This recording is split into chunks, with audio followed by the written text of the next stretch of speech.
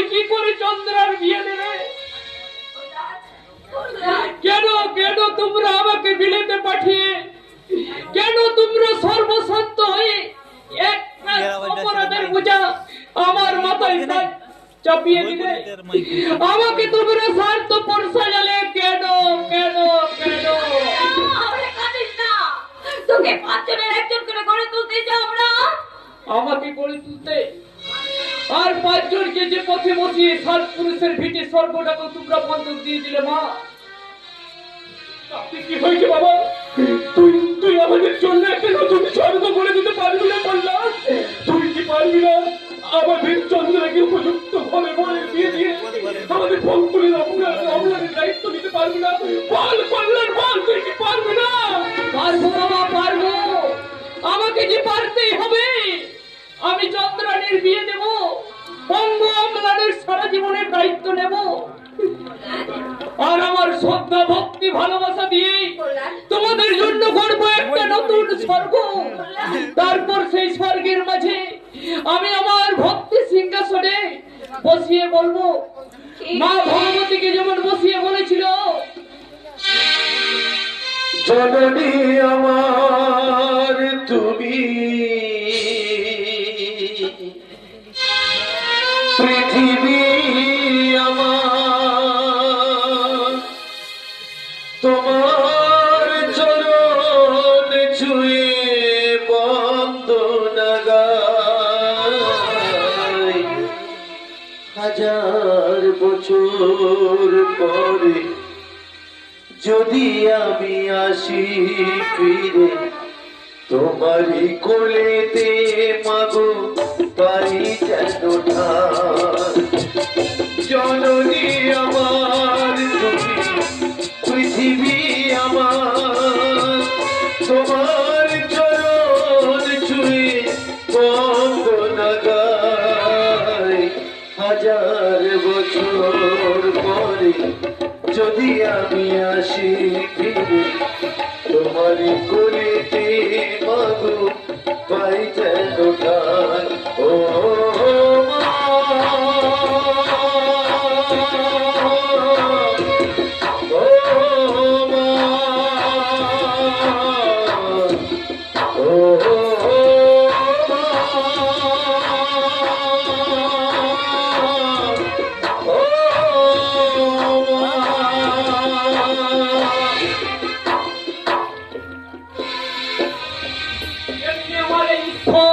আমার এই দেবতাকে বসিয়ে আমি আমৃত্যু ভোজনা করে বলবো, পিতা স্বর্গ, পিতা ধর্ম, পিতা জগতের আলো, তার চোখে দেখেছি যে আমি এসেছি মন্দ ভালো। পিতা স্বর্গ, পিতা ধর্ম, পিতা জগতের আলো, তার দুচোখে দেখেছি যে আমি এসেছি মন্দ ভালো। পিতা স্বর্গ, পিতা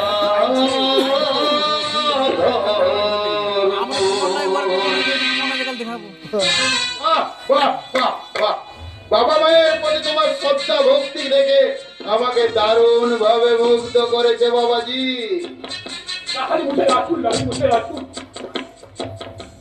তোমার ছেলে বিলেত থেকে ডাক্তারি পাস করেছে যে শুনে আমি নিজেকে আনন্দে আর স্থির রাখতে পারলাম না, তাই নিজেই চলে এলাম। খুব ভালো করেছেন আপনি। বসুন, আমি আপনার জন্য চা করে নিয়ে আসছি। আজ নয় বোঠান, আজ নয়, এবার যেদিন আসবো একেবারে পেট পুরে খেয়ে যাব। আপনাকে তো ঠিক আমি চিনতে পারলাম না। চিনবে কেমন করে বাবাজি, চিনবে কেমন করে? এতদিন তো আমি কলকাতাতেই থাকতাম, এই কয়েক বছর হলো গ্রামের বাড়িতে এসেছি, ওই একটু সময় সেবাই মন দিয়েছি। আপনি তো এখানকার নেতা, এই গ্রামে একটা হাসপাতাল করে দেওয়ার ব্যবস্থা করুন না। এই গ্রামের লোকের অনেক উপকার হবে, আর এই গ্রামে আমার কোন ডাক্তার করবে? আরে সেজন্যই তো আমার এখানে আসা। এ ব্যাপারে কল্যাণ বাবাজিকে আমার বাড়ি নিয়ে গিয়ে একটু বিশদভাবে আলোচনা করতে চাই। ঠিক হাসপাতালটা কোন জায়গায় হলে গ্রামের মানুষের সুবিধা হবে, তারপর কোন ওয়ার্ডটা কোন দিকে হবে, তারপর ওটি রুম, এমার্জেন্সি রুম ইত্যাদি ইত্যাদি। কাকা বাবু, তোমার জন্য গর্বে অহংকারে একেবারে মাথাটা আমার উঁচু হয়ে গেছে বাবাজি। তুমি শুধু এই গ্রামের গর্ব নও, তুমি সারা ভারত বর্ষের গর্ব। তোমার জন্য আমাদের এই শান্তিপুর গ্রামের নামটা চিরকাল স্বর্ণাক্ষরে লেখা থাকবে। আমি আপনাদের আশীর্বাদ কাকা বাবু। তাহলে তাহলে তুমি আমায় কথা দাও বাবাজি, শুধুমাত্র আলোচনার জন্য নয়, তুমি আমার নিমন্ত্রণ স্বীকার করে আমার বাড়ি যাবে। কথা দাও বাবাজি, আমি বড় আশা করে। আমি আপনাকে কথা দিচ্ছি রানী মশাই, আপনার আমন্ত্রণ রক্ষা করতে কল্যাণ কালী আপনার বাড়ি যাবে।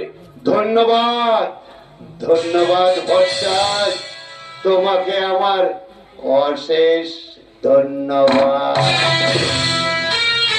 তাহলে এসো বাবাজি, আমি কিন্তু তোমার পথে বললাম কেমন?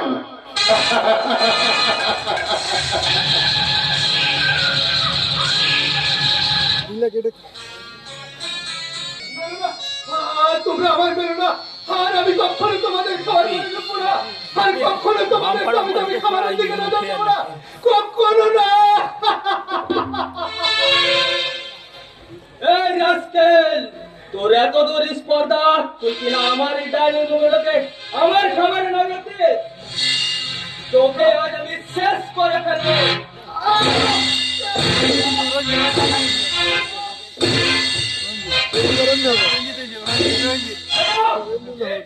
কেউ তোকে আমার হাত থেকে বাজাতে পারবে না রে চন্দ্রন।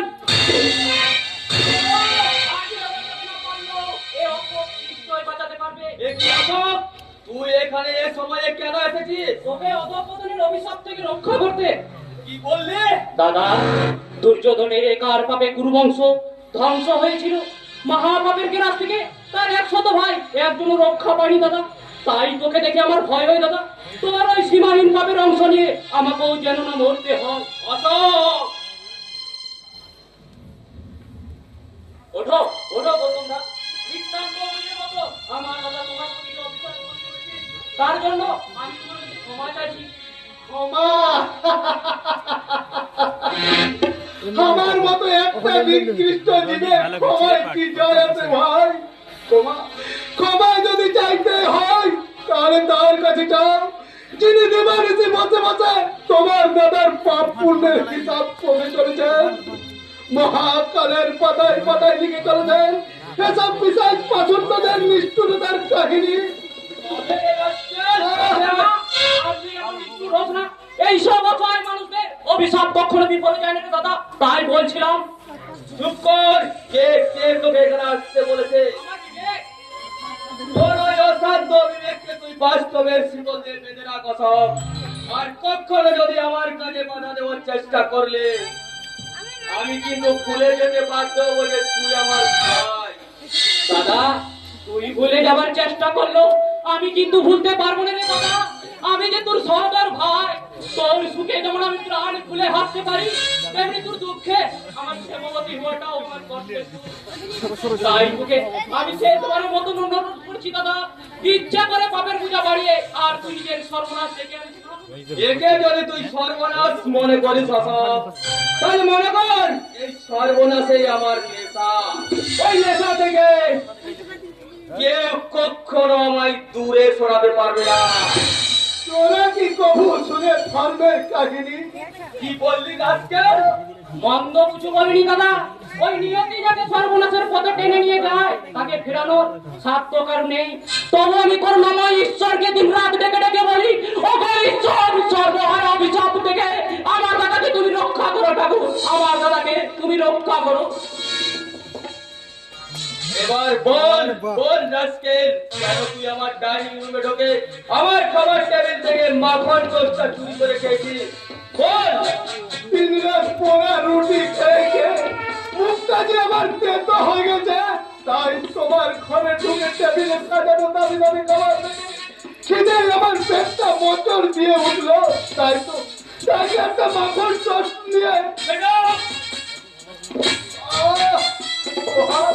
সহায় তোমার। আর তুমি আমার বেরো না, আগাতে আগাতে সারা শরীরটা আমার ক্ষত বিক্ষত হয়ে যাচ্ছে। দেখো দেখো পিঠে কেমন দাগ বসে আছে। শুধু দাঁত কেন, এই চাবুক দিয়ে আমি তোর পিঠের চামড়াটাই তুলে দেবো রে রাস্কেল। কেন কেন তোমরা সবাই মিলে আমাকে মারবে? অ্যাক্সিডেন্টে আমার সারা শরীরটা বিস্তৃত ভাবে পুড়ে যাওয়ার পর থেকে তোমরা সবাই আমাকে ঘৃণা করো। গৌতম, অথচ অথচ আমার বাবা যখন বেঁচে ছিলেন তখন তোমরা আমায় কত ভালোবাসতে, আর আর তুমি বন্ধুর মতো সব সময় আমার পাশে পাশেই থাকতে। আর তোমার বোন রিয়া কোনো পার্কে বা কোনো কফি হাউসে নিয়ে গিয়ে বলতো, Goutam my sweet darling, I love you. আর আজ আজ তোমার এই বাদরের মতো পোড়া মুখটা দেখে বলছি, you dirty dog, I hate you. Riya কিরে কিরে দিয়ে এখনো কি তোর রিয়ার সঙ্গে প্রেম টেম করার ইচ্ছে আছে নাকি? রিয়ার হাত ধরে কোন পার্কে বসে আগের মতন দুটো ভালোবাসা গল্প করার স্বাদ জাগছে নাকি রে? স্যার,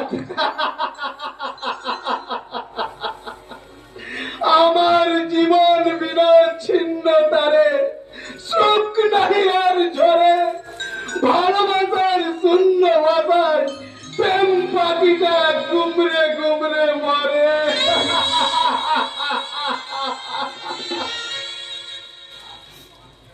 এই আজ যদি তুই কখনো আমার কাছে ভালোবাসা কথা শোনাতে আসিস না, তাহলে তোর মুখটা আমি অ্যাসিড বাল মেরে পুড়িয়ে ছাই করে দেবো।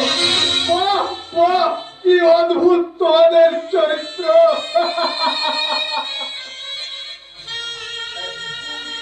একদিন তোমাদের বাবা ওই কিন্তু আমার বাবার হাত ধরে বলেছিলেন, নিকুঞ্জ আমার একমাত্র মেয়েকে তোমার গৌতমে ভিক্ষে চাইছি।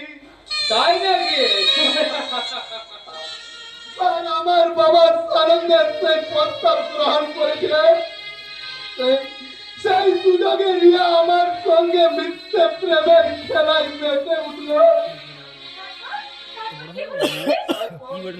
তারপর কোথা থেকে যে কি হয়ে গেল, হঠাৎ একদিন আমার বাবা নিখোঁজ হলো। কিছুদিন পর খবরের কাগজে বেরোলো বাবার মৃত্যু সংবাদ। আর এক আকস্মিক দুর্ঘটনায় আমি পঙ্গু কুৎসিত হয়ে গেলাম। আজ আমি বুঝতে পারছি চক্রান্ত, তোমাদের বাবা ওই শয়তান কিন্তু চক্রান্ত করে আমার বাবার বিধান প্রতিকার করার জন্য এত ঘটনা ঘটেছে। রাস্কেল, আমার বাবা ষড়যন্ত্র করে সব ঘটিয়েছে। তোর অ্যাক্সিডেন্টের জন্য আমার বাবা দায়ী, তোর বাবার মৃত্যুর কারণে আমার বাবা। বল।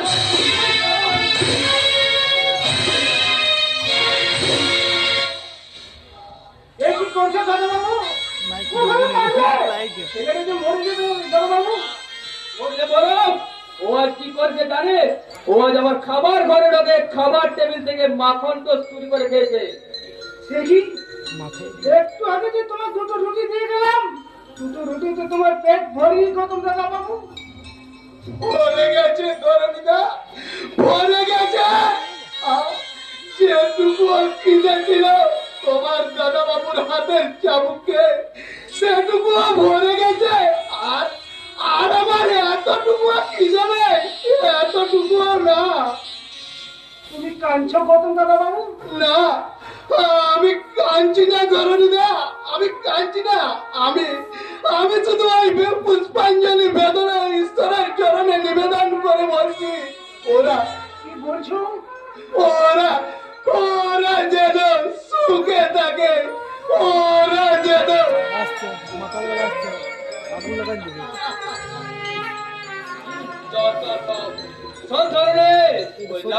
তার ঘরে খাবার তো দূরের কথা, যদি এক গ্লাস জলও দিয়েছিস না তাহলে এই চাবুক কিন্তু তোর পিঠে পড়বে। কথাটা মনে রাখে।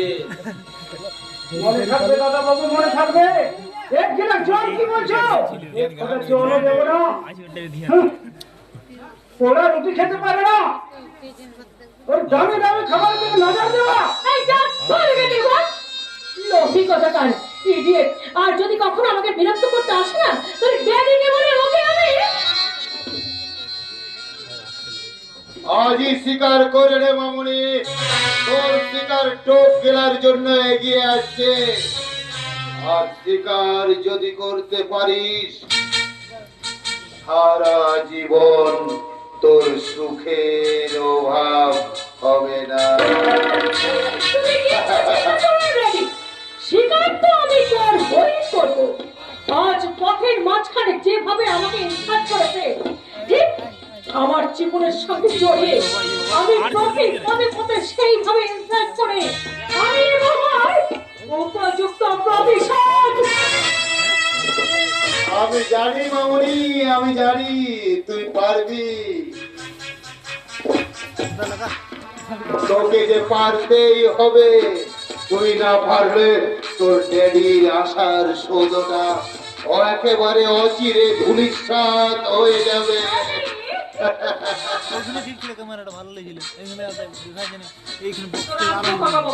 আরে এসো এসো, আমার ঘরে আসার জন্য আবার তোমাকে পারমিশন নিতে আছে নাকি?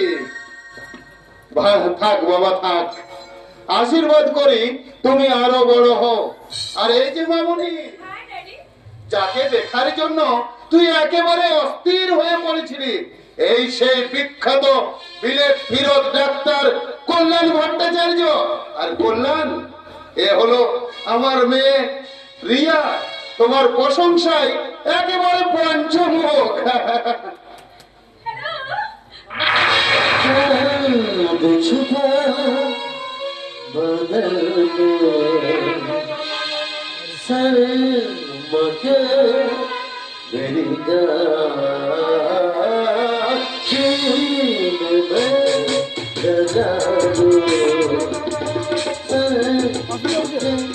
मेरी जान,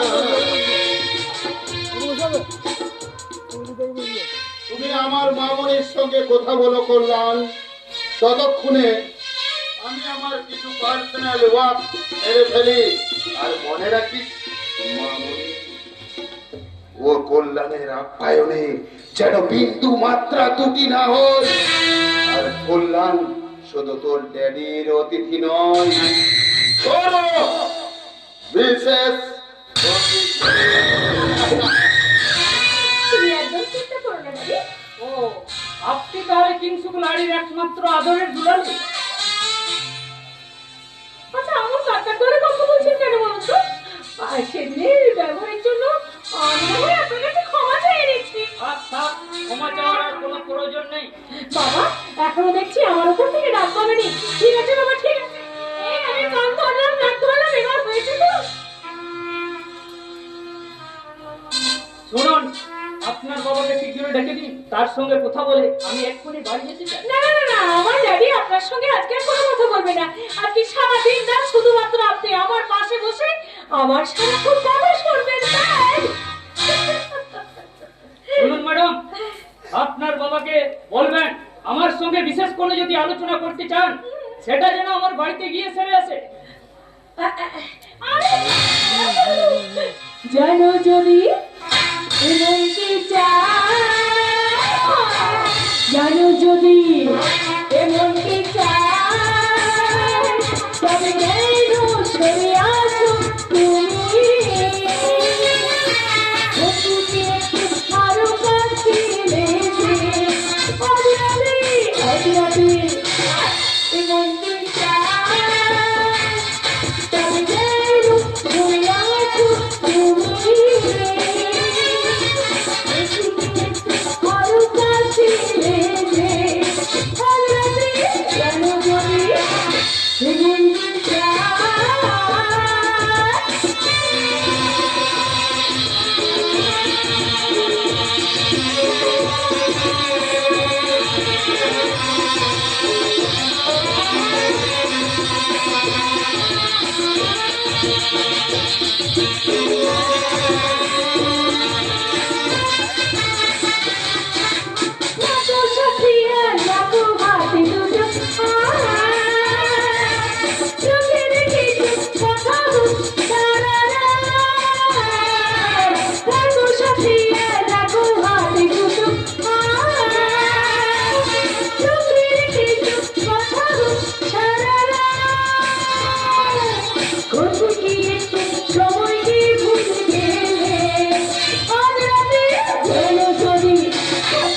মন কি চায় সবই বেদু জুড়ে আসু তুমি ওকে কি একটু আরো কাছে লেগে অবরাধে জানো যদি এই মন কি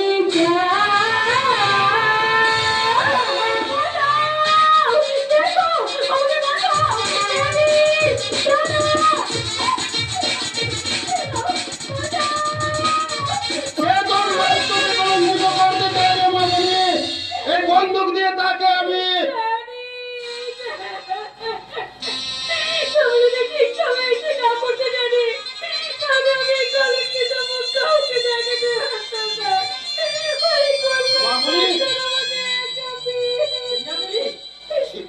ছি কল্যাণ ছি, এত নোংরা তোমার মন।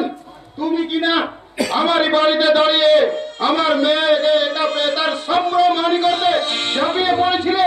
না না, বিয়া দেবী মিথ্যে নাটক করে আমাকে ফাঁসাতে চাইছে। কাকাবাবু বিশ্বাস করুন কাকাবাবু, এসব মিথ্যা। You shut up! তোমাকে আমি শিক্ষিত ভদ্র সন্তান হিসেবে জানতাম, কিন্তু তোমার মতো যে এমন একটা পাশবিক চরিত্র লুকিয়ে আছে তা আমি কল্পনাও করতে পারিনি। কাকাবাবু, তোমাকে আমি ক্ষমা করবো না লম্পট। এক্ষুনি তোমাকে বাবা কল্যাণ, কি হয়েছে কল্যাণ? তোর চোখে জল, লাহারি মশাইয়ের হাতে বন্দুক, আর লাহারি মশাইয়ের মেয়ে মাথা নত করে দাঁড়িয়েছে কেন রে? কি হয়েছে রে কল্যাণ? আমি কোনো কিছু বলতে পারবো না বাবা, শুধু এইটুকু জেনে রেখো, তোমার আদরের কল্যাণ চক্রান্তে রাহুল গ্রাস করেছি।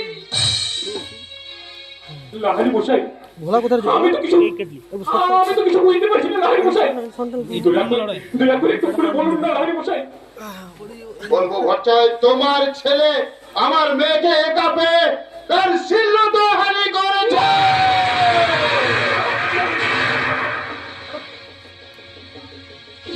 বিশ্বাস করো বাবা, এসব মিথ্যা, এসব ষড়যন্ত্র। ড্যাডি, তুমি কেন বুঝতে পারছো না ড্যাডি? আমি নিজে ডিস্টার্ব করছে। সুসাইড করবো ড্যাডি। এই কলঙ্কিত মুখ আমি আর কাউকে দেখাতে চাই না। এবার বলো ভগবান ভট্টাই, তোমার ছেলের কলঙ্কের কালি সর্বাঙ্গে মেতে এই মেয়েটা কেমন করে বাঁচবে? কে গ্রহণ করবে এই কলঙ্কিনীকে? কিন্তু কি বলতে চাই আপনি? সে তো পরিষ্কার করে খুলে বলুন না। এতে আর বলার কি আছে? তোমার ছেলে যখন আমার মেয়ের সর্বনাশ করেছে, তখন তোমার ছেলে আমার মেয়েকে গ্রহণ করুক। না, কিন্তু লাহারি মশাই, কিন্তু শুনতে আমি রাজি নই। কিরে আমার মেয়ের সর্বনাশ করে তোমার ছেলে কখনোই রেহাই পাবে না। হয় আজই আমার মেয়েকে গ্রহণ করো, নয়তো এই যে বন্দুকের গুলিতে লাহারি মশাই আমার কথা শুনুন। এবার আসবে আমাদের ডাবল, আমাকে আপনি আমার কল্যাণ দিয়ে বন্ধু ধরবেন না। এবার আমাদের ডাবল আসবে ডাবল। কল্যাণ যে আমার একমাত্র আশার প্রদীপ, সেই প্রদীপটাকে জ্বালিয়ে রাখতে সত্য আপত্তির সত্য আমি এই বিয়েতে না বাবা না, এই বিয়েতে তুমি রাজি হও না। ও মেয়ে নয়, ও একটা কালনাগিনী। ওর বিষাক্ত নিঃশ্বাসে আমাদের সোনার সংসারটা একেবারে সুপার হয়ে যাবে বাবা, একেবারে সুপার হয়ে যাবে। শুধু চুপ কর। চলের মতো দেখা করে তোকে আমি বিলেতে পড়তে পাঠিয়েছিলাম, আর তুই কিনা বিলেত থেকে তাই অর্জন করে এনেছিস। ওরে ঈশ্বর, ঝড় মনে উড়ে যাবে, ঝড় দাও, আমি তোকে এগুতে বলে দেবো। তোকে অপমান দিতে পারিনি রে। আর তুই আমার তবুকে নিয়ে উচ্চ শিক্ষায় শিক্ষিত হয়ে এত বড় নিঃস্ব অন্য কাজ করলে তোর আজ কথা।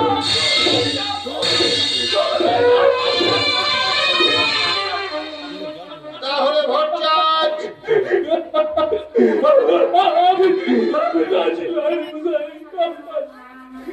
আপনার মেয়ের শ্লীলতা বজায় রাখতে আজকের এই অশুভ লগ্নে আমি আমার ছেলের সাথে আপনার একমাত্র মেয়ের বিয়ে দিতে সম্মত হলাম।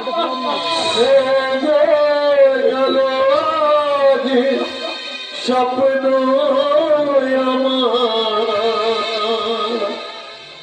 চারিদিকে নীরা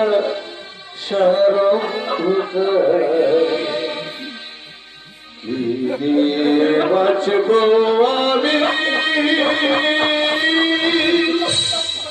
ভালোবাসা করে হাহাকার, ভালোবাসা করে হাহাকার, ভেঙে গেল আজ স্বপ্ন আমার চারিদিকে নীরা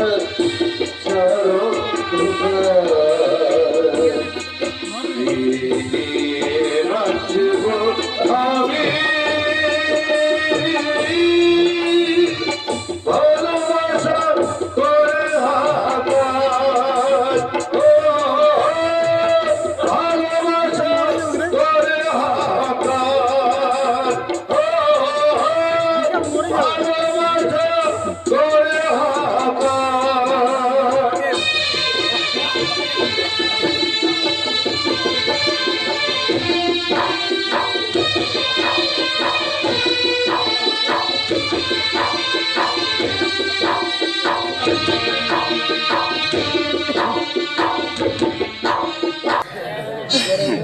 ওই আমার ঝিঙাটা কে করবি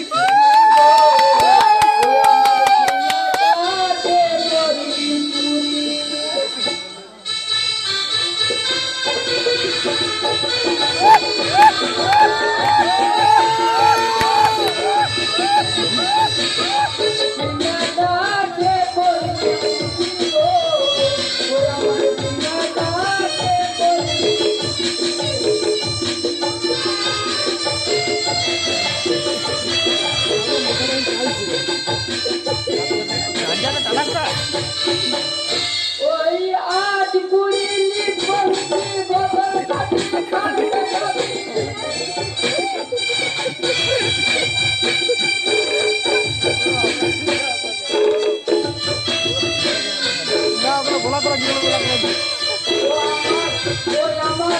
ওই আমার ঝিঙাটা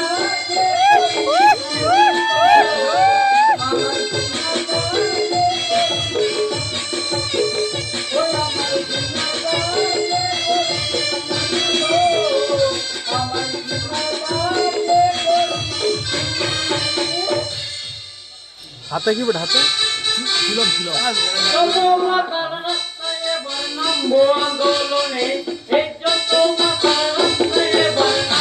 আন্দোলনে আমাদের দিতে হবে দোকানে কেন পাবো না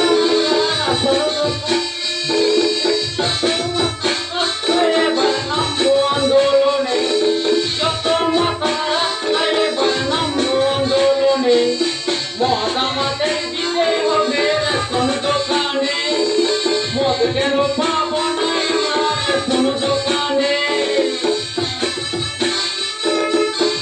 যত মাথা রাস্তায় বানাবো আন্দোলনে মদ আমাদের দিতে হবে রেশন দোকানে বুঝলি মদা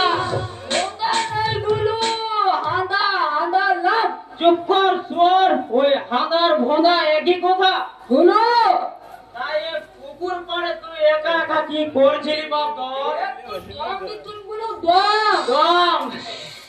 তুই দম দেখছিলি তো আমায় একটু সাজিয়ে দে না বাপ দাও না আমি একবার কম কম বলে খাইটা দম নিয়ে নি ঠিক আছে বেশ বেশ ওরা করে একটু মালটা পুরো সাজিয়ে দে তো দেখি